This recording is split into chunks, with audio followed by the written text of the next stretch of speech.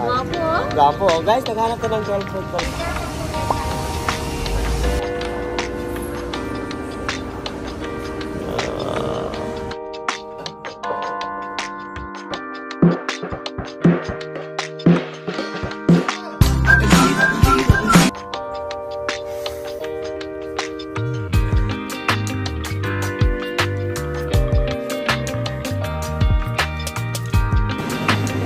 Hi guys, hindi ako nakapag-intro pero for today's vlog guys, nandito ako sa Taichung kasi day off ko and then pupunta kami sa clinic. But before kami pumunta ng clinic, pumunta kami muna dito sa Gold kung saan pwede makabili dito sa Shinbao Jewelry Limited. So dito guys, 24 karat yung gold usually, mostly at 24 karat ata lahat to. So dito na siya bumili ng gold. So final payment niya ngayon and kukunin niya na yung binili niyang gold. O, di ba?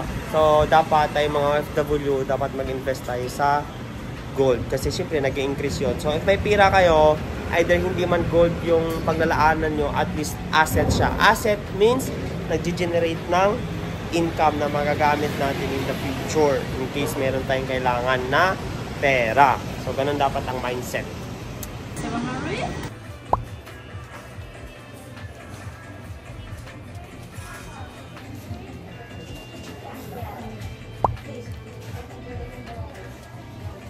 And lumabas muna kami sa clinic kasi tapos na yung schedule nito.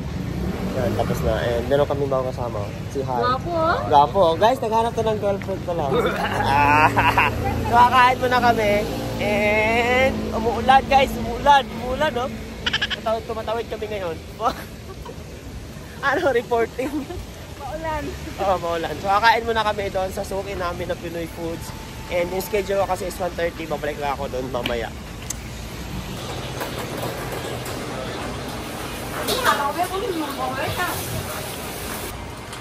So dito kami kakain.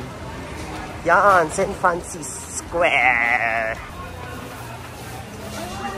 See, hi! Ito yung food nila guys. Yan.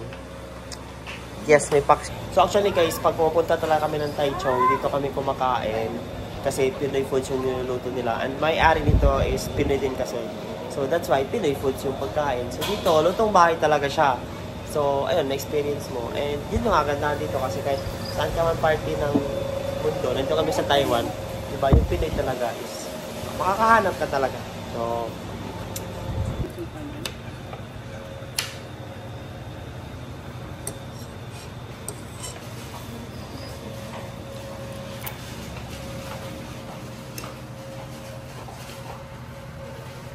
hi guys, tapos na yung ano ko, yung actually pumunta ng clinic kasi ano yan, fourth session to na for my root canal treatment.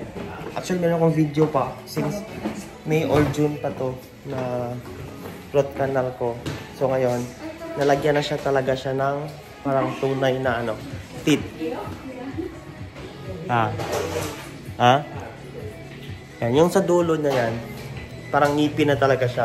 Hindi ko na video yung parang ano, temporary. So yung root canal treatment, mahaba siya na process. Inano pa yung ngipin ko, per session siya. Nakailang session ako.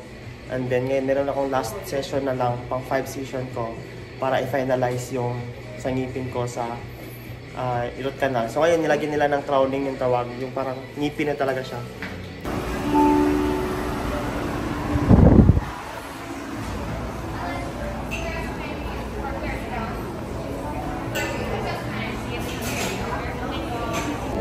So, since may malapit na parang new open na coffee shop dito lang. Ang ganda niya guys.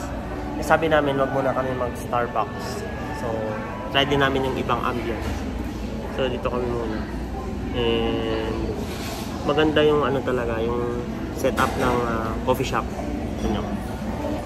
Yan. Steve.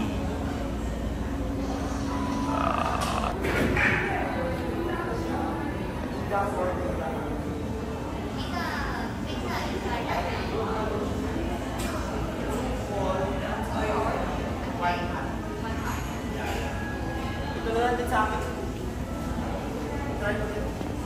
Anything else? And we have sugar inside.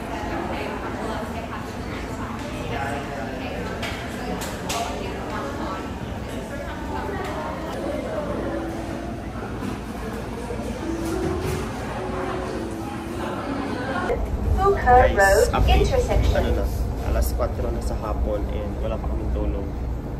So, antok na kami and pauwi na. Sa bus na.